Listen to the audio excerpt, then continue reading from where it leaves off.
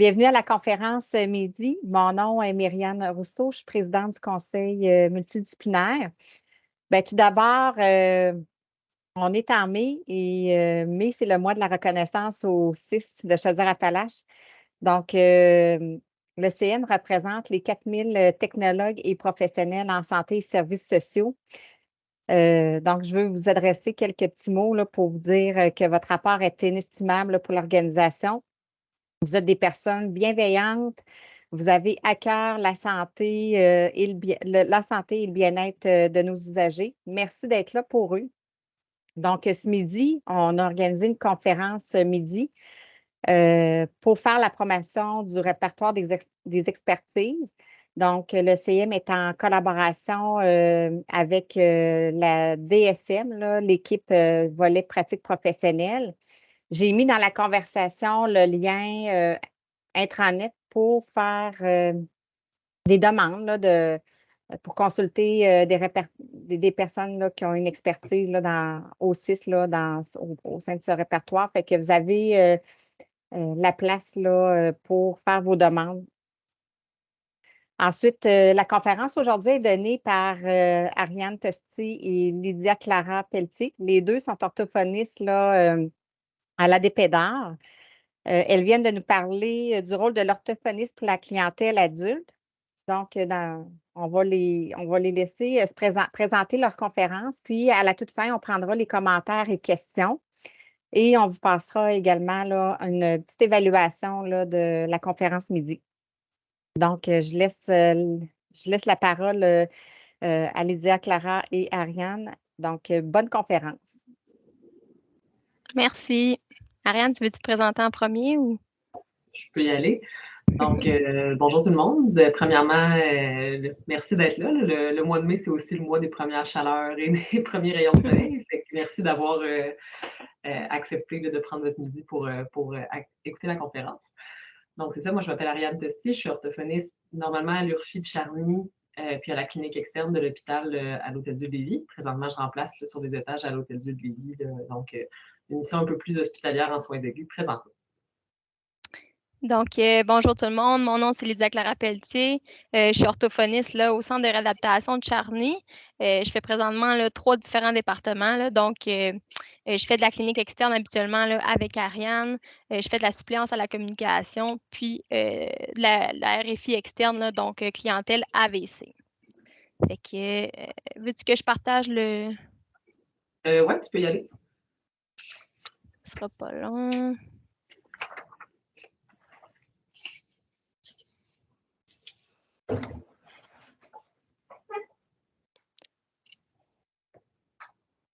Bon. Tout le monde voit bien le PowerPoint? Oui. Super, merci. Donc, moi et Ariane, aujourd'hui, là, on va vous parler du rôle de l'orthophoniste à l'adulte. Fait que tout d'abord, c'est qui l'orthophoniste? C'est un expert là, qui dépiste et qui évalue et qui traite les problématiques là, au niveau de la parole, du langage, de la communication, de la voix, de l'apprentissage et de la déglutition. On va travailler là, avec une clientèle là, de tous les âges. Là, habituellement, on va dire là, de 0 à 99 ans.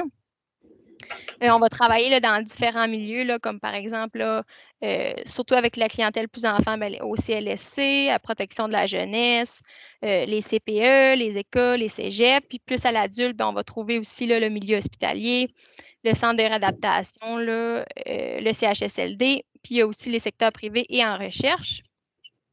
L'orthophoniste, là, elle va aussi intervenir en promotion et en prévention. On va faire des évaluations, puis intervenir aussi en rééducation, là, donc faire des interventions. Donc, si je peux vous parler un petit peu là, des milieux de pratique à l'adulte, là, c'est sûr que je vais plus me concentrer là, sur le CIS, ce qu'on retrouve dans le CIS Chaudière-Appalaches. C'est sûr que ça peut là, varier selon là, les différentes régions. Là. Fait que ce qu'on a dans Chaudière-Appalaches, on a le milieu hospitalier, donc on retrouve les soins aigus. Là, ça, c'est vraiment les gens là, qui sont sur les orthophonies qui sont sur les étages là, à l'hôpital pour les patients qui sont hospitalisés.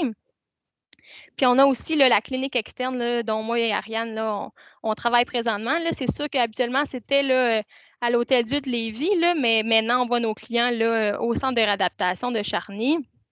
Puis ça, c'est vraiment plus une clientèle là, Dans le fond, c'est les diagnostics qui n'ont pas nécessairement un potentiel de réadaptation, qu'on va plus aller là, au niveau de nos objectifs d'intervention, prioriser là, un peu la stabilité de la maladie. Par exemple, on voit beaucoup de clients en dysphagie. Ben, souvent, ils n'ont pas de potentiel de réadaptation. On va plus aller le stabiliser pour que ça soit sécuritaire, par exemple. Ensuite, on a le centre de réadaptation. Donc, on retrouve là l'URFIL où Ariane travaille habituellement, où les gens vont aller là, faire de l'orthophonie intensivement, puis être avec d'autres professionnels là, comme physio, ergo, nutritionniste et tout le reste. Le RFI externe, là, comme je vous parlais tantôt, c'est surtout là, la clientèle AVC là, qu'on retrouve. Puis ça, c'est par la suite, s'il reste encore des besoins après l'URFI, ben, les gens peuvent aller en RFI externe, mais ça ne va pas être. Ils vont venir là. Dans le fond, ils retournent à domicile, puis par la suite, ben, ils peuvent revenir une fois ou deux par semaine là, pour avoir des suivis en orthophonie.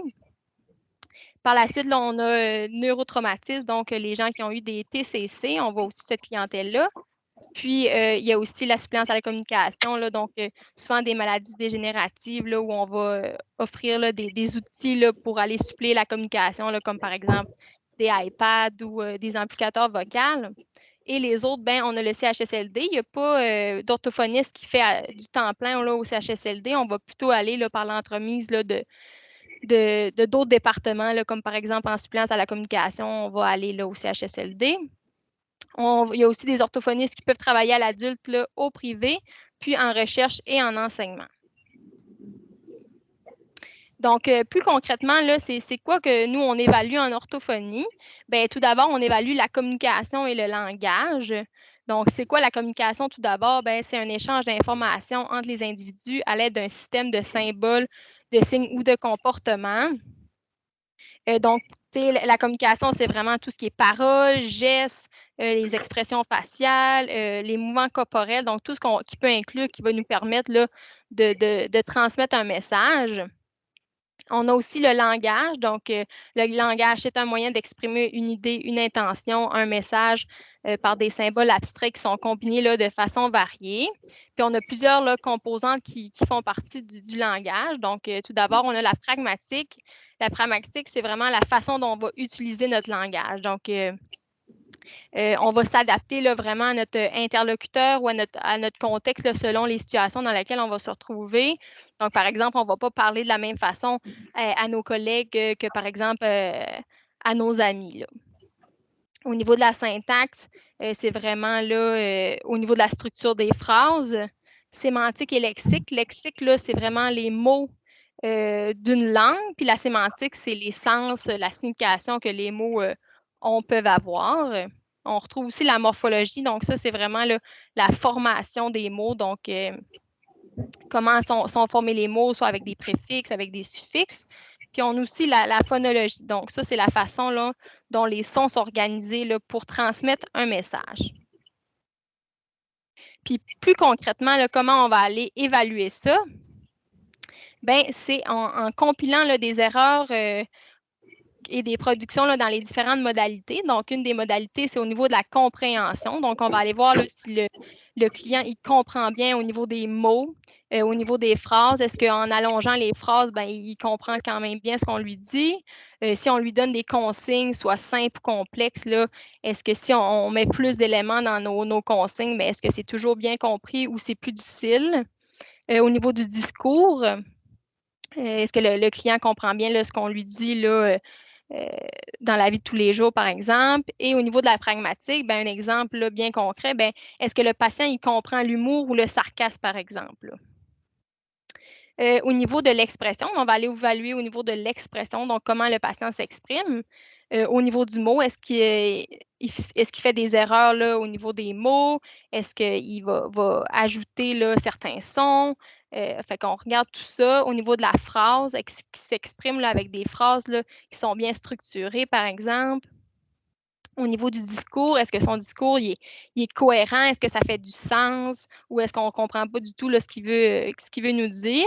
Puis au niveau de la pragmatique aussi, là, on va aller voir là, si il s'exprime de façon là, à être adapté à son interlocuteur puis à son contexte. On va aussi faire des interventions. Donc, après notre évaluation, on va pouvoir intervenir, là, si possible, au niveau de la communication et du langage.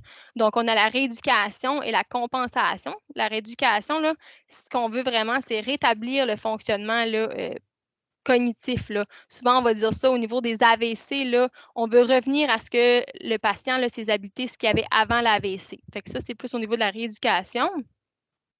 On peut faire la stimulation sémantique, on peut faire des entraînements là, de la recherche lexicale. Fait que souvent, il y a des gens qui vont chercher leurs mots, donc on peut entraîner là, à se souvenir de certains mots qui sont plus fonctionnels au quotidien là, que les patients vont utiliser souvent. On peut entraîner aussi la production de phrases là, bien construites, puis d'avoir un discours là, cohérent.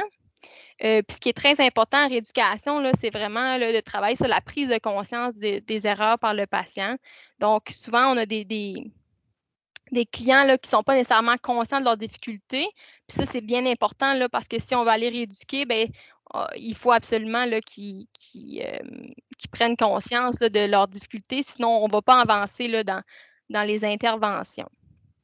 Ensuite, au niveau de la compensation, on peut utiliser là, des moyens technologiques. Donc, quand la rééducation n'est pas toujours possible, on peut utiliser des moyens là, comme par exemple donner un iPad là, pour aider les gens à trouver les mots, par exemple. On peut entraîner en donnant des stratégies compensatoires. Donc, si une personne cherche son mot, il pourrait donner une définition, par exemple, là, plutôt qu'un mot précis là, à ce niveau-là. Puis, on va faire beaucoup d'enseignements là, avec la famille parce que ça va être eux les interlocuteurs là, qui vont être le plus souvent avec notre client. Donc, eux peuvent mettre en place aussi des stratégies là, avec notre client, puis un peu là, expliquer c'est quoi la condition que notre patient a aussi. Là. Ensuite, on évalue aussi la parole. Donc, qu'est-ce qu'est la parole? C'est une activité motrice qui est coordonnée là, par différents systèmes. Puis c'est aussi une réalisation acoustique. Donc, il y a comme un son, un signal sonore là, à ce niveau-là. Puis, il y a différentes composantes qu'on peut aller évaluer là, pour savoir comment la parole est produite. Donc, tout d'abord, on a la respiration. Donc, on prend l'air de nos poumons là, pour respirer puis pour parler. Donc, on a besoin de l'air de nos poumons pour parler. Puis ensuite, ça va monter, ça va aller au niveau de la phonation. Bien là, on a besoin de notre larynx, nos cordes vocales qui va faire vibrer l'air pour produire le son. Ensuite, ça va monter là, au niveau de nos articulateurs. Donc, ici, on a l'articulation. Nos articulateurs, c'est tout ce qui est la bouche, les lèvres, la langue, nos joues. Puis ça va aller moduler le son. Donc, tout dépendant comment on va placer notre bouche, ça va créer là, différents sons. On a aussi la résonance. Donc, il y a certains sons qui sont produits plus avec le nez. Donc, là, elle va passer là, dans le nez, tandis que certains sons, il n'y aura pas d'air qui va passer dans le nez. Ça, c'est la résonance. Puis, on a aussi la prosodie et le débit. Donc, ça, c'est tout ce qui inclut là, les intonations, les accentuations. Puis, le débit, on va aller regarder est-ce que la personne a un débit très rapide ou trop lent. C'est des choses qu'on va aller observer. Donc, plus concrètement, mais comment on évalue ça? Au niveau de la respiration, là, on peut aller calculer, par exemple, le nombre de cycles respiratoires là, par minute. Puis, on a comme des données qui nous permettent de savoir est-ce que c'est dans la normale ou pas. On peut aller décrire les patrons respiratoires, par exemple, est-ce que notre patient va respirer là, du ventre ou plutôt du thorax. Là, Fait que ça, c'est des choses qu'on peut aller voir pour la respiration. Au niveau de la phonation, c'est quoi la qualité de la voix de mon patient et la force? Est-ce qu'il va avoir une voix rauque? Est-ce qu'il va avoir une voix serrée? Est-ce que l'intensité de sa voix va être assez forte pour qu'on puisse bien l'entendre? Ça, c'est des choses qu'on peut aller observer. Puis c'est des choses que aussi là, les autres professionnels, vous pouvez aller observer là, de votre côté. On va aller aussi observer la coordination entre la voix et la respiration. Donc, des fois, on a des clients là, que c'est plus difficile là, de bien coordonner leurs paroles avec la respiration. Puis on dirait qu'ils sont tout le temps en train de parler sur leur fin d'air un petit peu. Là, ils ont l'air essoufflés en fin de phrase. Là. Fait que ça, c'est des choses qu'on peut observer aussi. Au niveau de l'articulation et de la résonance, on va faire une évaluation du mécanisme oral périphérique, donc une évaluation au niveau de la bouche et de la gorge. Mais Ariane va vous en parler un petit peu plus tard, là, donc je vais le passer un petit peu plus vite. On va aller aussi faire des descriptions là, des erreurs dans différentes tâches. Donc, On peut avoir des répétitions de mots ou des répétitions de phrases. On va demander aux patients là, de faire de la lecture à voix haute ou de texte, ou même en conversation là, avec notre client, ben, on va pouvoir voir là, est-ce qu'il y a des difficultés au niveau de l'articulation, est-ce qu'on dirait que ça accroche là, dans sa bouche. C'est des choses qu'on peut voir là, aussi avec différentes tâches. Puis finalement, là, on a la prosodie et le débit. Ça, c'est des choses qu'on observe là, vraiment juste en conversation avec notre client, ou on peut aussi aller demander là, à la personne d'aller moduler volontairement certaines, par exemple, d'aller augmenter là, le débit là, pour, par exemple, les mois de l'année, ben, est-ce qu'elle est capable d'aller dire plus rapidement là, les mois de l'année sur demande? Là. Fait que ça, c'est des choses qu'on observe. Puis, on peut aussi faire des interventions au niveau de la parole. Donc, au niveau de la rééducation, là, on peut entraîner la force, la mobilité, l'endurance des articulateurs. C'est un peu comme quand on va chez le physio, hein, le physio, il va renforcer nos muscles, il va travailler l'endurance des muscles, un certain muscle, mais c'est vraiment la même chose au niveau de l'orthophonie. On va aller entraîner certains muscles qui sont plus faibles, soit par exemple la langue, bien, on peut aller donner des exercices pour aller renforcer justement les muscles de la langue, pour qu'elle bouge plus bien dans la bouche là, à ce niveau-là. On peut faire là, de l'entraînement dans l'enchaînement des mouvements pour que la coarticulation là, entre les mots et les sons se fasse bien. On peut aussi donner des exercices vocaux afin de normaliser la qualité vocale. Fait qu'il y a certains exercices qu'on peut donner pour que la voix soit moins rauque, par exemple, ou que la voix soit moins serrée. On peut aussi aller sensibiliser hein, quand les clients se rendent compte que, oh, ben là, la voix est plus. Est peut-être trop. Comment je pourrais dire ça? Là? Si la voix est trop. L'intensité vocale est trop haute, bien là, de juste prendre conscience de ça, des fois, ça peut avoir des changements. Là. Puis au niveau de la prosodie, bien, est-ce que la personne elle parle super monotone? Bien, juste de s'en rendre compte, des fois, c'est qu'ils s'en rendent juste pas compte. Là. Donc, d'aller travailler ça. Puis on peut donner des exercices au niveau de la respiration là, pour normaliser le cycle respiratoire. Puis au niveau de la compensation, ça ressemble un peu à ce qu'on avait au niveau du langage. Donc, on va utiliser des moyens technologiques. Sur les iPads, on a des applications qui vont vraiment suppléer la parole. Donc, le client va pouvoir écrire, par exemple, là, certains messages, puis ça va le dire à sa place là, avec une voix de synthèse. Puis, on peut utiliser des stratégies aussi compensatoires au niveau de la parole, donc de proposer à notre client de ralentir le débit, par exemple, ou de surarticuler pour être mieux compris. Là. Puis finalement, je vais vous faire un petit topo là, des clientèles qu'on retrouve à l'adulte. Donc, on a les clientèles là, AVC qui est quand même connue là, par tous. Donc, ça, c'est souvent là, soit des difficultés au niveau du langage, donc au niveau de la compréhension et de l'expression, ou des fois, on peut avoir un AVC puis avoir des difficultés au niveau de la parole, là, comme je vous ai présenté là, précédemment. On a la clientèle TCC, donc les traumatismes crâniens, là, c'est une clientèle aussi qu'on peut voir en orthophonie. On a les cérébrolésés droits, donc ça, c'est vraiment une atteinte au niveau du cerveau, là, à la droite du cerveau. On a la dystrophie là, musculaire oculopharyngée qu'on retrouve beaucoup là, dans le CIS de Chaudière-Appalaches. Puis nous, on intervient là, du côté de la dysphagie. On voit beaucoup là, les maladies neurodégénératives. Donc, par exemple, l'aphasie primaire progressive, qui est un diagnostic assez récent là, qui a été là, qu'on voit de plus en plus. Puis c'est vraiment là comme un peu là, les mêmes symptômes que quand on a un AVC, puis on a des difficultés au niveau du langage. Mais dans le fond, il n'y a pas de lésion là, comme avec l'AVC, c'est vraiment une maladie neurodégénérative qui se développe là, avec le temps. On a une démence frontotemporale, sclérose latérale amyotrophique. Là, on en voit beaucoup là, en suppléance à la communication, sclérose en plaques, maladie d'Alzheimer et j'en passe. Les syndromes parkinsoniens, donc maladie de Parkinson, les démences à corps de Lewy, paralysie supranucléaire progressive.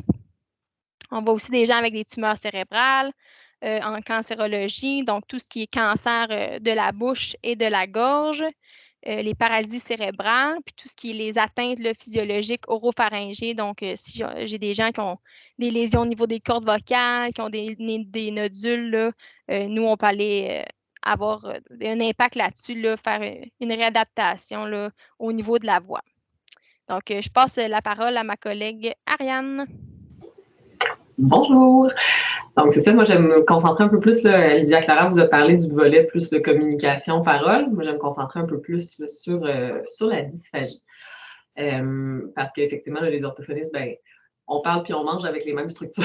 Fait qu'on a quand même un rôle à jouer là, à ce niveau-là aussi, en collaboration évidemment là, avec nos collègues en ergo puis en nutrition. Je peux switcher, Lydia Clara. Dans le fond, nous, notre travail là, en orthophonie, pour tout ce qui est là, de la dysphagie, on va travailler évidemment l'évaluation. Puis j'aime expliquer ça de la façon qu'on travaille, j'aime l'expliquer comme des morceaux de casse-tête là, qu'on va mettre ensemble. Notre rôle en orthophonie, notre plus-value, c'est vraiment là, au niveau de la physiopathologie.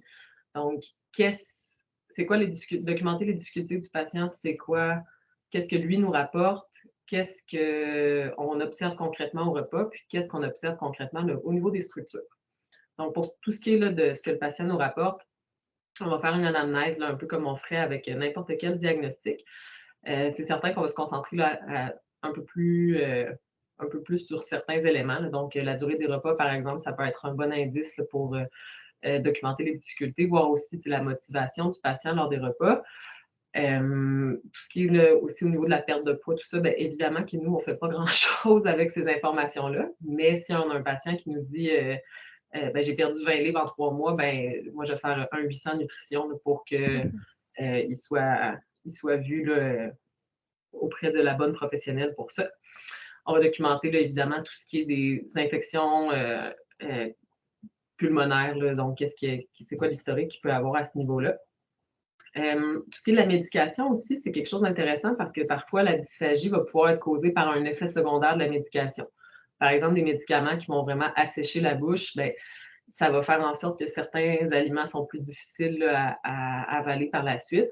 Donc, on peut offrir là, certaines stratégies compensatoires, par exemple, aux patients. Toujours dans l'optique de faire vraiment pour vraiment voir la somme là, de toutes nos observations. Donc, c'est certain qu'on ne dira pas tout de suite de boire plus d'eau s'il y a de la xérostomie, certaines médications, mais selon ce qu'on observe ailleurs, ça se pourrait là, qu'on fasse des recommandations par rapport à ça. La deuxième étape, un peu de notre évaluation, c'est tout ce qui est l'évaluation du MOP. Tu vas pouvoir switcher, Lydia Clara. Donc, l'examen du MOP, c'est le mécanisme oropharyngé. Son petit nom, c'est le MOP. Vous avez ici là, la liste des structures qu'on observe, qu'on va observer dans cet examen-là. Je ne vous les lirai pas toutes. Puis c'est ça vraiment ce qu'on va regarder, c'est comment est-ce que ces structures-là bougent, comment est-ce que ces structures-là, leur force, comment ça va, où ça se situe, l'endurance aussi, est-ce qu'on a des structures là, qui ont une endurance nécessaire pour permettre là, l'alimentation sécuritaire pendant tout un repas, etc. Donc, c'est vraiment pour voir un peu comment est-ce que justement là, les lèvres, la langue, le larynx, tout ça bouge pendant individuellement pour essayer après ça de faire des liens entre ce qu'on observe à l'examen du MOP puis ce qu'on observe au niveau du repas. Puis pour ce qui est de l'évaluation de repas, justement, donc on va regarder un peu, c'est vraiment un repas où on mange, nous on ne mange pas en fait, mais le patient mange devant nous puis on l'observe. Puis on regarde un peu là, tous les aspects qui sont listés ici. Là. Donc, au niveau, là, justement, on sépare ça un peu en 3 phases. Donc, il y a la phase orale où là, on va vraiment regarder comment est-ce que le patient mastique, comment est-ce qu'il prépare la bouchée, comment il travaille la bouchée qu'il a prise de façon à l'envoyer dans sa gorge de façon sécuritaire. On va regarder justement là, donc la phase pharyngée, comment est-ce que la bouchée qu'il a prise voyage là, au niveau dans la gorge. Est-ce que ça accroche quelque part? Est-ce que ça fait tousser le patient? Est-ce que ça fait le dérhumer? Est-ce que la voix change aussi? Donc, parfois, on va avoir des patients qui vont se retrouver, qui n'auront pas toussé, mais qui vont mystérieusement se retrouver avec une voix un peu mouillée, changée. Donc, ça, c'est important pour nous de le documenter parce que ben, ça nous permet de dire, ben, il n'a pas toussé, mais il y en a fort probablement eu sur des cordes vocales. Donc, c'est pas nécessairement sécuritaire. La troisième phase, c'est la phase œsophagienne. C'est certain qu'on la documente parce que parfois, ça explique quand même certaines difficultés par le patient. Par exemple, c'est un patient qui me dit ça bloque vraiment ici, puis qui me pointe là, un peu entre ces deux clavicules là, au niveau de la fourchette sternale. Mais ce n'est pas la même chose qu'un patient qui me dit ça bloque ici, puis qui va vraiment me pointer sa pomme d'Adam. C'est vraiment 2 phases différentes, si on veut. Puis c'est important de le documenter correctement pour être capable, après ça, de donner les bonnes stratégies là, aux patients. C'est un examen aussi lors duquel on va beaucoup questionner le patient. Sentez-vous si ça a bien passé dans la gorge? Est-ce que vous sentez s'il en reste dans la bouche? Est-ce que c'est ça pour voir un peu comment lui perçoit son repas pour être le plus en concordance possible entre ses difficultés vécues puis ce que nous, on observe. Fait que notre travail, c'est un peu justement de faire le lien, comme je disais, de mettre les morceaux de casse-tête ensemble pour que vraiment essayer d'expliquer au niveau de la physiopathologie qu'est-ce qu'on observe puis qu'est-ce qu'on peut offrir par la suite aux patients. En termes de signes de dysphagie, ce qu'on observe, puis ce qui est en fait plus pertinent pour nos collègues, là, comme signes de dysphagie auxquels on pense pas nécessairement, il y a tout ce qui est de la perte d'aliments au niveau labial, donc une certaine incompétence au niveau de la fermeture des lèvres. Ça peut être un signe de dysphagie. Un patient qui mastique très longtemps, que la nourriture reste longtemps au niveau de la bouche, qu'on observe que il a pris sa bouchée il y a 30 secondes, puis il n'y a toujours pas eu de mouvement au niveau de la gorge, qui n'a pas avalé. À l'inverse, un patient qui avale plusieurs fois sans reprendre nécessairement de nouvelles bouchées, ça peut être aussi un signe qu'il y a des difficultés à avaler correctement. Évidemment, tout ce qui est de la toux, du dérumage, des régurgitations aussi, c'est des bons signes de dysphagie. Les inconforts, le blocage, il y a des patients qui vont se plaindre que le pain, ça passe pas bien, là, ça accroche, je n'en prends plus. Bien, ça nous piste un peu là, sur les signes de dysphagie. Donc, si vous avez des patients, par exemple, qui vous rapportent des signes comme ceux-là, ça peut être une bonne idée de penser à la dysphagie puis de les référer là, en orthophonie pour qu'on investigue un peu plus là, à ce niveau-là. La dernière partie de notre évaluation, on ne la fait pas toujours, mais c'est toujours bien pertinent quand on réussit à la faire, c'est la ciné. Tu peux changer de diapo, Lydia? Je l'ai changé, là. Tu vois-tu la ciné déglutition, là? Ah, non, je ne vois pas, mais... Ah! Bon. Là, tu la vois-tu? Non, mais c'est correct. Moi, j'ai mes notes à côté, le fait que je n'ai pas besoin de Je suivre. ne sais pas si les autres voient évaluation de la ciné déglutition. Non, on ne voit pas. Ah, là, oui. Ah, ok, parfait. C'est bon. Il y a un bon délai, là, ça veut dire. Oui. Donc, la dernière étape, c'est la ciné déglutition. C'est vraiment un examen qu'on va aller faire là, en imagerie médicale avec le patient. Donc, on l'installe devant la caméra, puis ça nous permet de voir en temps réel comment la nourriture se promène entre la bouche, la gorge et l'œsophage par la suite. Donc, on lui fait prendre toutes sortes d'aliments ou de liquides là, qui ont de la poudre de barium dedans. Donc, ça nous permet de voir l'image contrastée de la nourriture qui se promène justement, là, comme j'expliquais, dans la bouche et le larynx du patient. Et le larynx du patient. Puis, c'est un examen qui est super pertinent pour nous en orthophonie, puis auquel on aime vraiment pouvoir assister parce que ça nous permet de voir, comme j'expliquais, en temps réel, le passage de la nourriture, mais que ça nous permet aussi de tester certaines stratégies compensatoires qu'on va proposer aux patients. Donc, c'est de voir est-ce que, si je lui dis de pencher la tête par en avant, est-ce que ça a un impact réel ou finalement, ça ne change pas grand-chose pour lui? Ça a un impact sur la prise en charge des recommandations qu'on va faire, mais comme j'expliquais, ça nous donne aussi des indices sur la musculature, la force, la laryngée à ce niveau-là, de voir un peu, si je lui demande de forcer de telle ou telle façon, ça a tel ou tel impact, ça donne de plus en plus d'indices aussi. Évidemment, c'est un examen qui coûte cher. Puis on a en Chaudière-Appalaches, je crois, 3 salles qui permettent de faire de la ciné déglutition dans les différents hôpitaux du territoire. Donc, ce n'est pas tous les patients, malheureusement, qui y ont accès. Mais quand c'est possible pour un patient, c'est sûr que pour nous, en orthophonie, c'est ultra pertinent. Ça nous aide vraiment beaucoup là, dans notre prise en charge par la suite. Je pense que ça aide aussi quand on a des collègues, par exemple, impliqués en nutrition ou en ergo, ça nous fait plaisir de venir donner un coup de main ou de venir aider là, dans ce type d'examen-là. Je pense que c'est le genre de moment où la collaboration interprofessionnelle devient super intéressante aussi là, pour le patient. Donc, tu vas pouvoir changer, Lydia. On va espérer que ça fonctionne. Parfait. Donc, là, ça fait quelques fois que je vous parle d'intervention aussi là, au niveau de la dysphagie. Nous, c'est sûr qu'on va un peu comme Lydia Clara expliquait au niveau du langage, il y a deux différentes approches. Donc, il y a la rééducation, donc quand on pense que le patient a un potentiel justement de s'améliorer.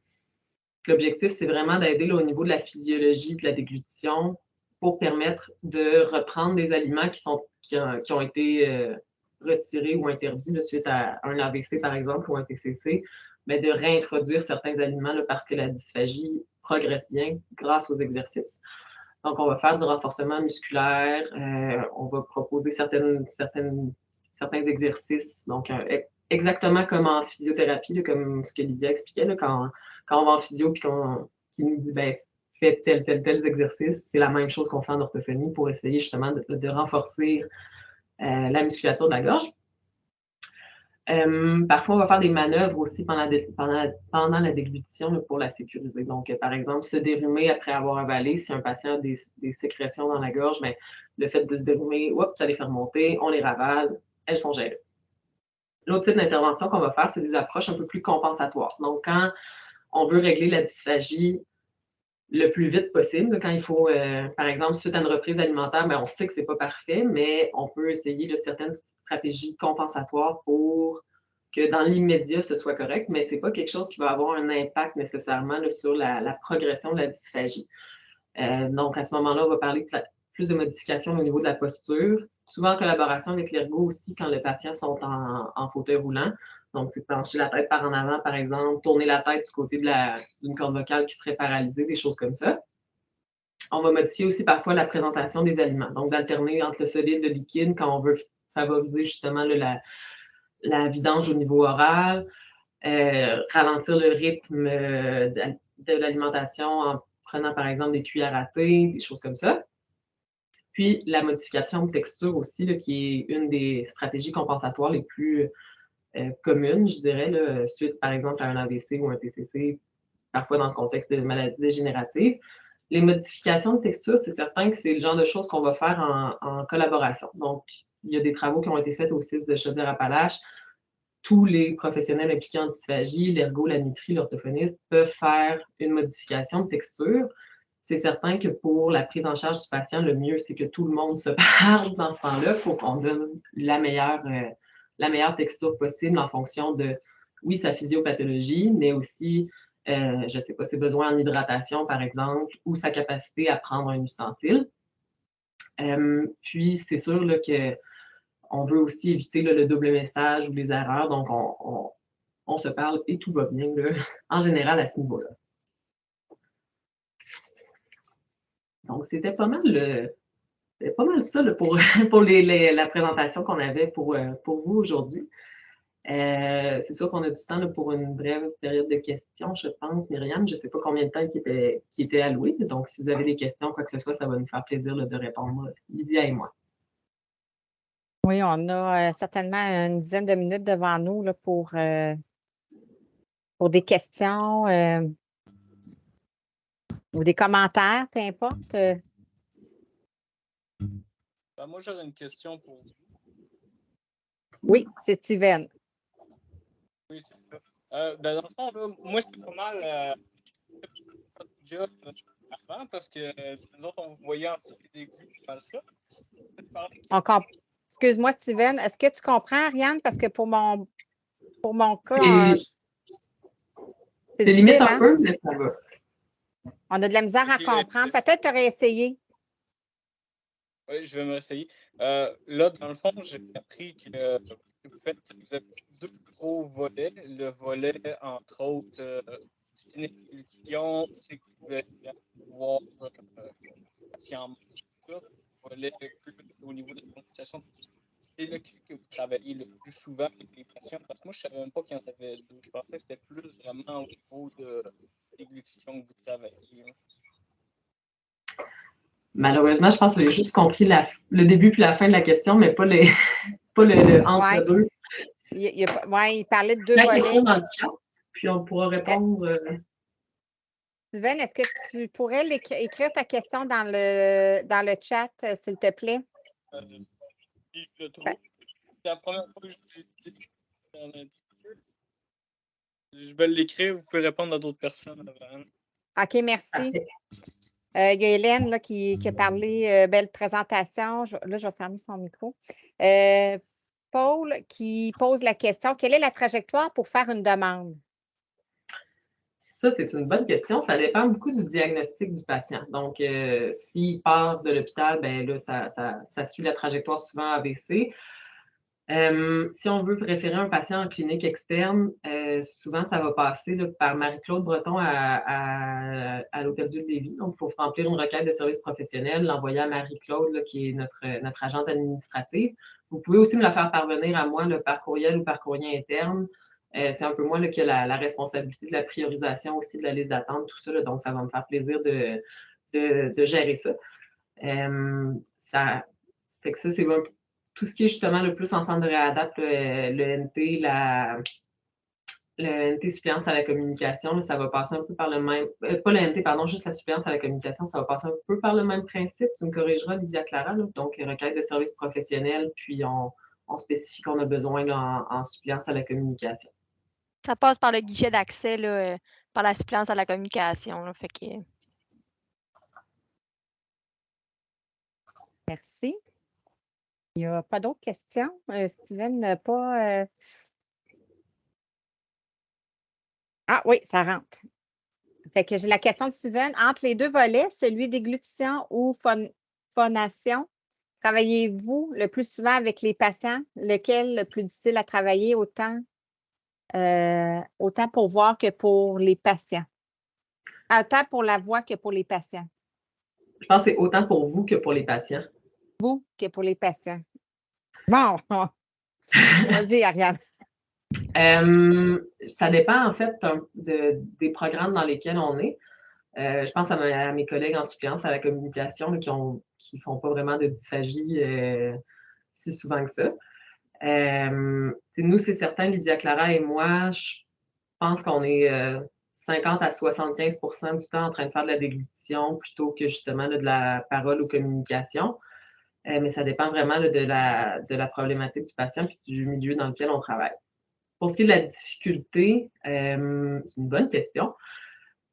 Moi, je pense que la déglutition est un peu plus difficile à travailler pour les patients parce que c'est quelque chose d'un peu plus personnel aussi, dans le sens qu'on mange 3 fois par jour. Puis, souvent, les patients ne sont pas nécessairement conscients de leurs difficultés non plus. C'est un patient qui ne sent pas qu'il y a de la nourriture dans la gorge, qui s'étouffe sans tousser, ben quand on lui dit monsieur, il faudrait prendre des liquides très épais puis manger de la purée, ben il ne nous trouve pas très drôle. Fait que c'est là que ça se complique un peu plus. Parce qu'au niveau de la communication, c'est oui, on parle tous les jours, mais les patients à ce moment-là, souvent, en ont beaucoup, beaucoup plus conscience aussi. Donc, ils sont beaucoup plus ouverts à nos recommandations puis aux exercices à travailler.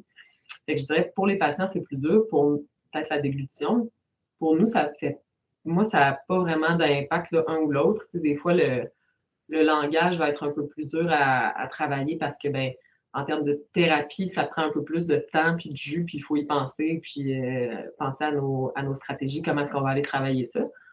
Mais sinon, il n'y a pas vraiment de différence.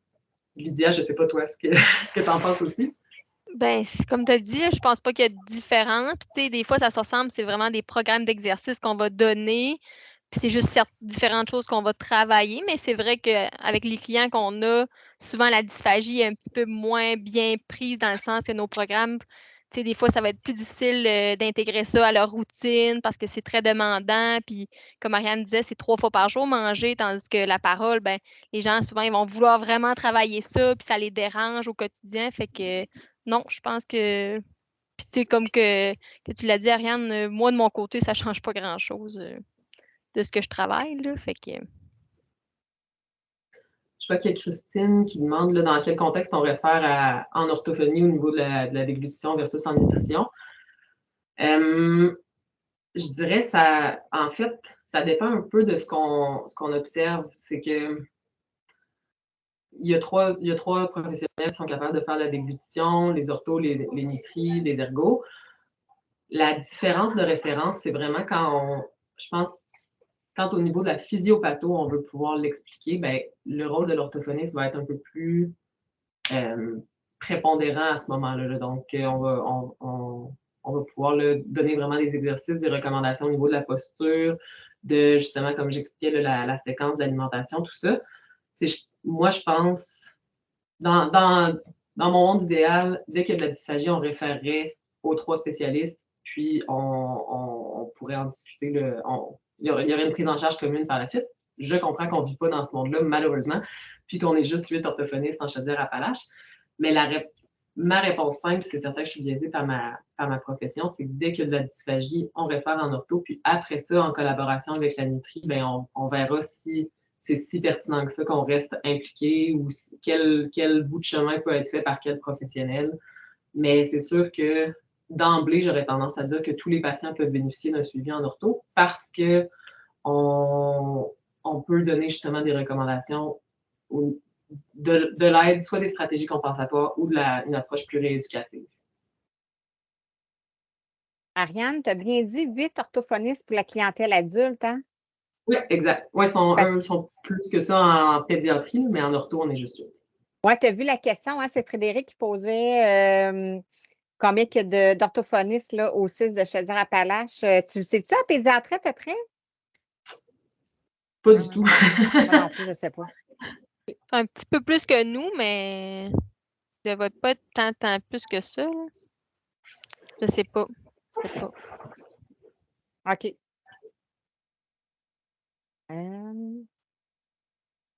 12, je crois, en peine acharnée seulement. Ah. Okay. Merci pour la réponse, Vicky. Donc, je pense, est-ce que vous avez d'autres? Il reste quelques minutes, là. On peut prendre une dernière question, là, s'il y en a une.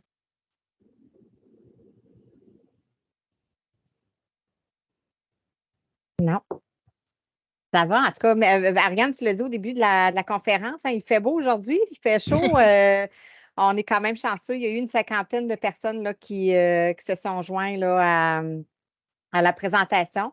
Fait que pour les participants, là, je vous invite à remplir une évaluation de. C'est pas juste sur la conférence midi d'aujourd'hui, mais c'est pour l'ensemble des conférences midi qu'on a offert là, depuis janvier. Voir si ça répond à vos attentes, si vous avez des besoins quelconques là, pour l'automne, si vous avez des idées, là, fait que gênez-vous pas, je vous envoie ça à l'instant. Donc, le lien est dans le chat. Alors, merci beaucoup là, de votre présence ce midi. Fait que, bon après-midi à tout le monde. Merci. Merci beaucoup d'avoir été là. Bonne fin de journée. Bye bye. Merci. Bye bye.